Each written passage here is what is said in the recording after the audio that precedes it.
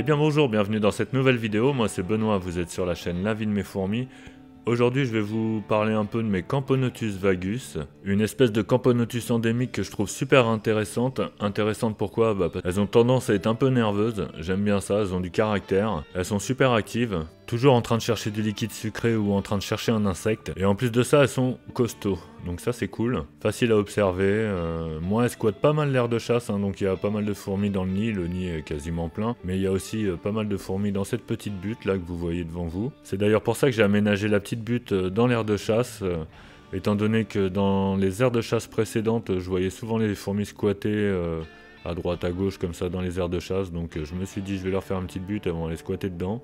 Et impeccable, ça a marché. Bon là pour montrer l'activité j'ai voulu faire un petit nourrissage, donc un liquide sucré. Alors c'est pas ce qui raffole le plus, là c'est juste de l'eau et du sucre, J'étais en panne de sirop d'agave et de sirop d'érable. Depuis j'en ai racheté, mais bon là c'est de l'eau et du sucre. De toute façon ça leur fait pas de mal, ça varie un peu les plaisirs. Bon moi j'ai utilisé du sucre en poudre normal, c'est ce que j'utilise d'habitude, mais moi je vous conseille plutôt, si vous écoutez mes conseils et tout, prenez du bio, plutôt du sucre de canne et tout. Moi j'ai jamais eu de problème, mais on sait jamais, je voudrais pas que vous ayez des problèmes à cause de moi.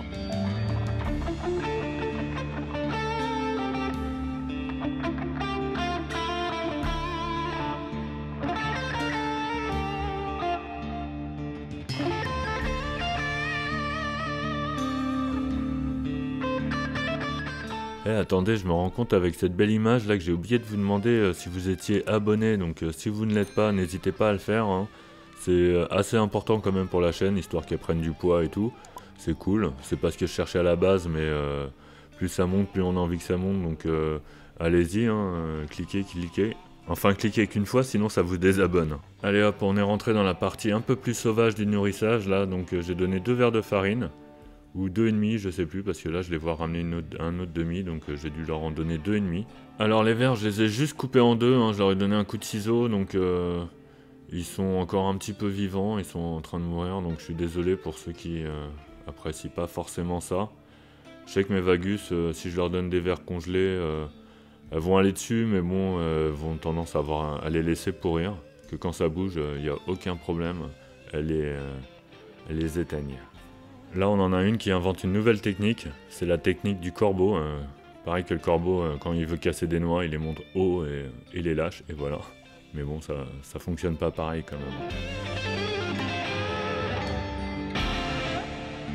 Je leur donne pas souvent de verre de farine, c'est pas ce qu'il y a de plus protéiné. En général c'est plutôt des grillons, des blattes, des trucs comme ça, ou des mouches. Il y a vraiment pas mal de mouches quoi. Et les moustiques aussi. Ah ça, les moustiques c'est mon petit plaisir du matin, quand ils m'ont bien saoulé la nuit, je me lève, je les éclate et je les donne aux fourmis, ça fait plaisir, c'est toujours un bon réveil quand ça se passe comme ça. Je l'ai pas dit dans cette vidéo mais je peux le rajouter, la gine est donc de 2019. Donc c'est une gine que j'avais reçue il y a un petit moment. Alors je sais, celle-là je l'avais achetée à un particulier à l'époque, je l'avais eu sur le bon coin. À l'occasion, il faudrait que je retrouve les images. C'est sûrement sur une de mes premières vidéos où j'ai partagé les Camponotus vagus, mais on voyait que la gine avait un morceau de plâtre collé sur le gastre. J'avais dû lui enlever avec une pince à épiler. Et depuis, franchement, elle va bien. Elles font pas forcément partie des plus belles fourmis, on va pas forcément penser à elles, mais quand on les voit en gros plan comme ça, elles sont magnifiques aussi. Donc là on voit la gine, donc là on peut voir ses cicatrices, donc ça c'est les cicatrices des ailes. Donc après avoir été princesse, elle s'arrache les ailes après avoir été fécondée. Mais bon ça peut être le sujet d'une autre vidéo que j'ai pas forcément traité, mais bon ça a été traité par pas mal de mes collègues. Je vous salue au passage, n'hésitez pas à dire bonjour en commentaire les gars. Et sur ce, on arrive en fin de vidéo. Donc moi je vous remercie d'être resté jusqu'au bout, c'est super cool de votre part. N'hésitez vraiment pas à laisser des commentaires et moi je vous dis à mercredi prochain, allez ciao!